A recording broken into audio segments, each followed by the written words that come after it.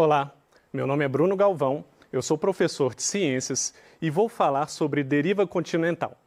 Esse assunto é voltado para alunos do 7º ano do ensino fundamental e faz parte do grande tema Terra e Universo.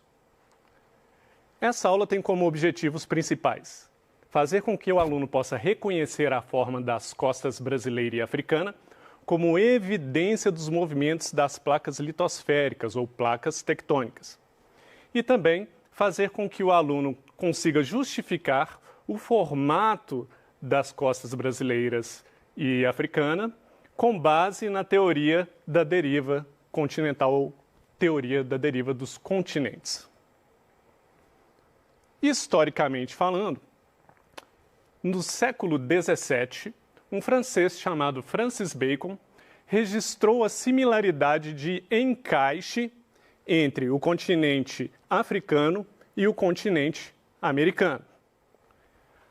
Somente no século XIX, um pesquisador chamado Edward Suez sugeriu a terra de Gondwana, que seria um grande continente. E foi considerado como um dos principais autores da teoria da deriva continental, por ter mais metodologia científica no seu trabalho, no século XX, o alemão Alfred Wegener, que postulou a teoria da deriva continental definitivamente. O que diz a teoria da deriva continental? Que os continentes, como conhecemos hoje, nem sempre estiveram separados. A América do Sul de um lado, a África do outro, acima da América do Sul, a América do Norte, não. A teoria da deriva continental diz que os continentes já estiveram juntos em algum momento. Esses continentes, na verdade, quando estavam juntos, formavam um grande continente denominado Pangeia. Então, o nome desse supercontinente, antes de haver essa separação, era Pangeia.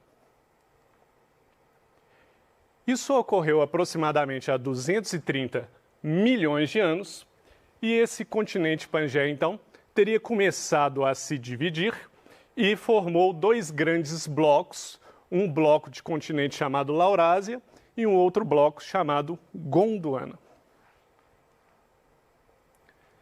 Esses blocos, Laurásia e Gondwana, também começaram a se separar, se fragmentar em pedaços e formando, posteriormente, os continentes da forma que conhecemos hoje. Vamos ver isso aqui nessa figura.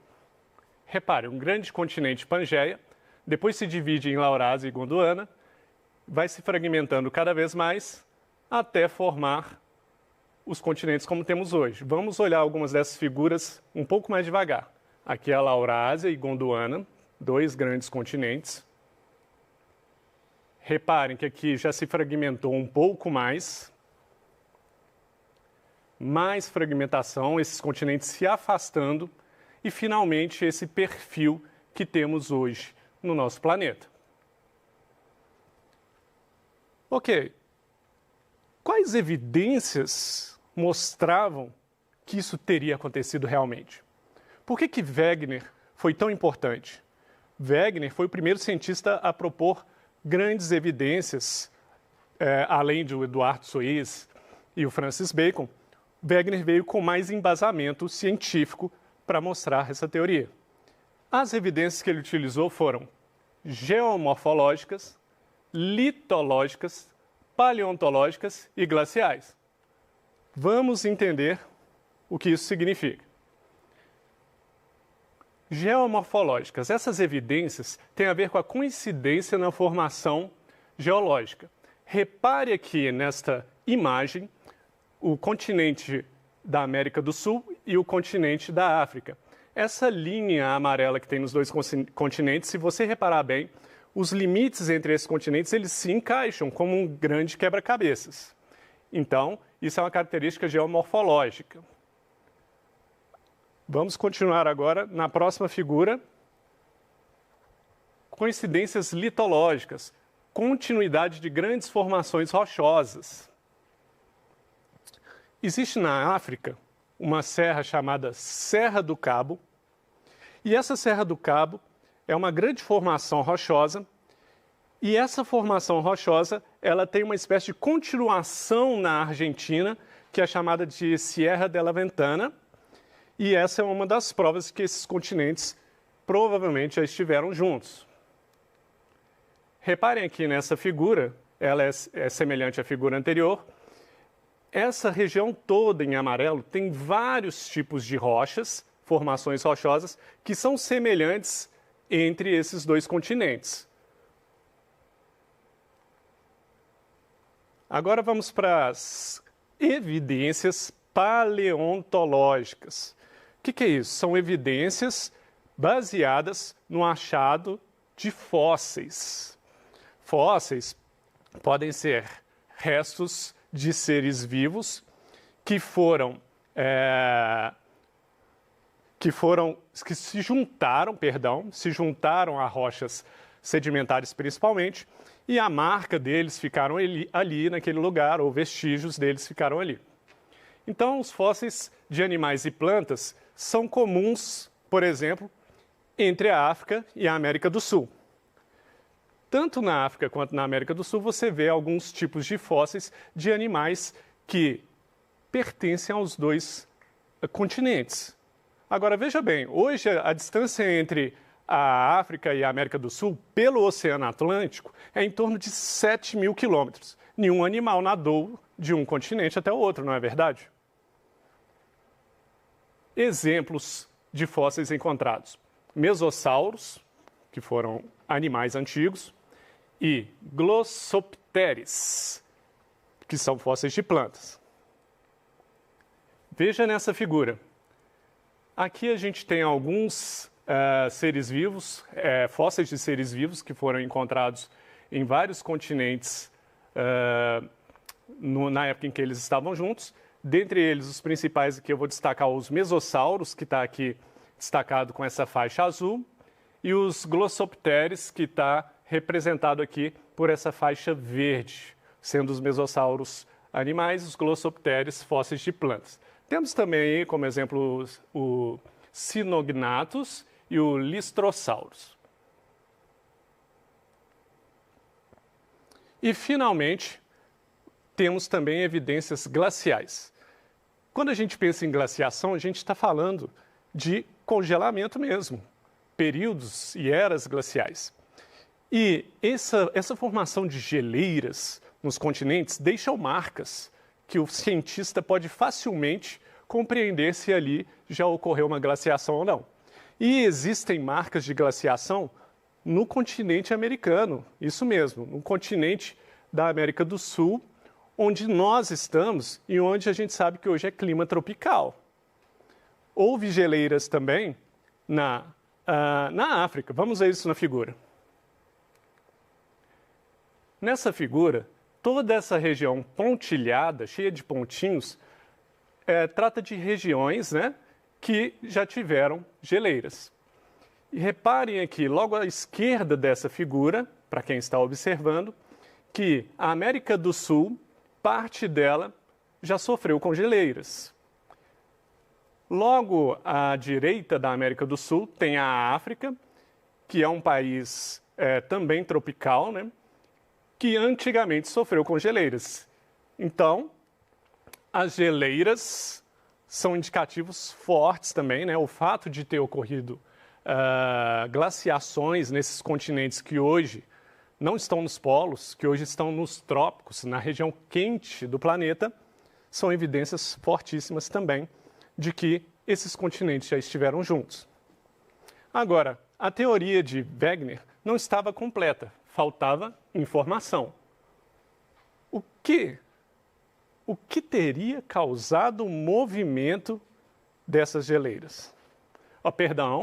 O que teria causado o movimento desses continentes?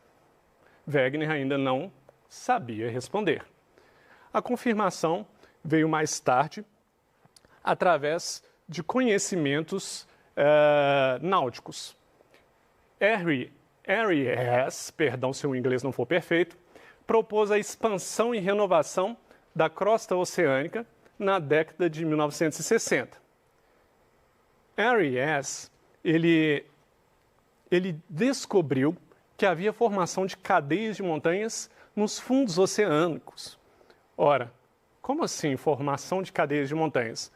Vamos tentar observar isso nessa figura para entendermos. Essa faixa azul representa um oceano. Abaixo dela tem duas placas tectônicas, como identificado aí. E entre essas placas tectônicas, ou placas litosféricas, tem magma que vem da região mais abaixo dessas placas, e esse magma vai preenchendo o espaço entre essas placas. Ora, quando esse magma preenche o espaço entre essas placas, ele está preenchendo, essas placas estão se afastando, ele vai preenchendo e quanto mais ele preenche, maior fica essa região. É assim que se expande o fundo oceânico e foi isso que foi descoberto na década de 1960 e foi chamado de expansão oceânica.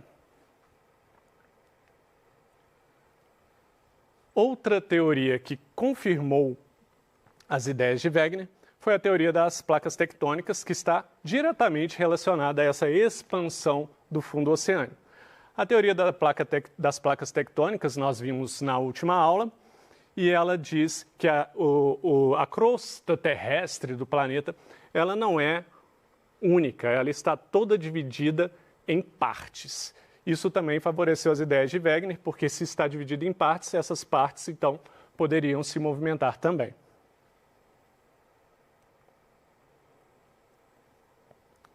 Bom, essas são algumas ideias que relacionam a deriva continental com a teoria das placas tectônicas, que foi dita na última aula.